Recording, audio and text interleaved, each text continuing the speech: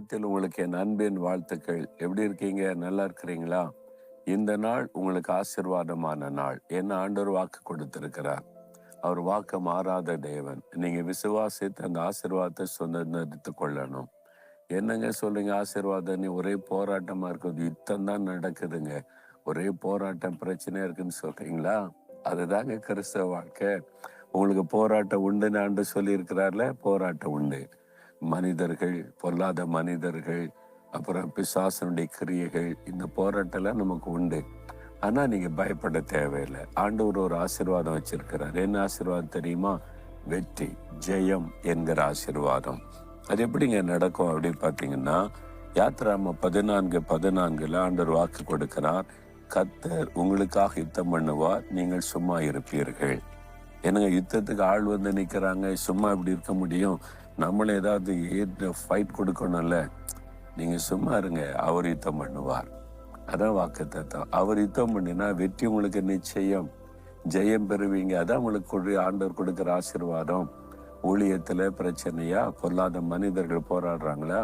அதிகாரிகள் வந்து போராடுறாங்களா? பிசினஸ்ல பிரச்சனை, நெருக்கம், மனிதர்கள் நெருக்கம் கொடுக்கறாங்களா? நீங்க வேலை செய்யற இடத்துல மேல் அதிகாரிகள் நெருக்கம் உபத்திரப்படுத்துறாங்களா?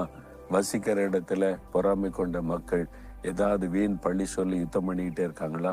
ஒரே போராட்டமா இருக்கு. இந்த மனுஷங்க சும்மாவே இருக்க மாட்டேங்கிறாங்க. அப்படின்னா மனிதர்கள் இல்ல, பின்னால் இருப்பது பிசாசு. நம்முடைய எதிராளியாகிய பிசாசு சும்மா இருக்க மாட்டான்.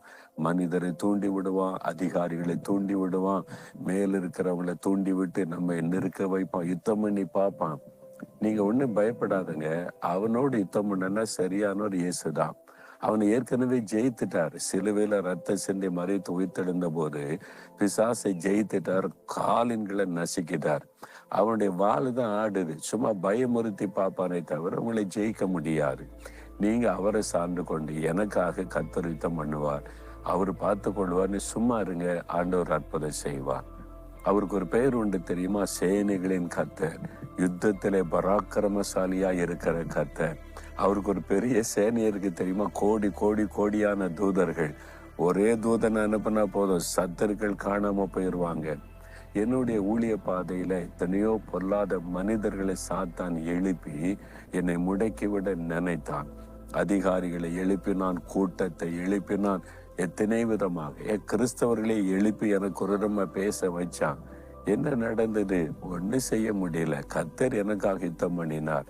அவங்க சிலர் காணாமலே போயிட்டாங்க. சிலர் ஆண்டவர் யுத்தம் பண்ண என்ன நடக்குது தெரியுமா? எதிரிகள் காணாம போயிடுவாங்க, இல்லாம போயிடுவாங்க. சிலர் உங்க கூட வந்து சேர்ந்து கொள்ளும்படி கர்த்தர் செய்வார். அது மாதிரி என் வாழ்க்கையில நடந்திருக்கிறது. ஊழியத்துல எதிர்த்து பரிகாசம் பண்ணி விரோதமா செயல்பட்ட சில என் கூட வந்து சேர்ந்து இப்ப கூட நல்ல நண்பரா இருக்காங்க, எனக்காக ஜெபிக்கிறாங்க. சிலர் காணாம போயிட்டாங்க, என்ன ஆனாங்கன்னே தெரியல. ஆமா, எனக்கு விரோதமாய் ஒரு மத வைராக்கியம் உள்ள மத தீவிரவாத அமைப்பை சார்ந்த ஒரு சகோதரர் பாருங்க. 2 பிசினஸ், பெரிய செல்வந்தரா இருந்தவர்.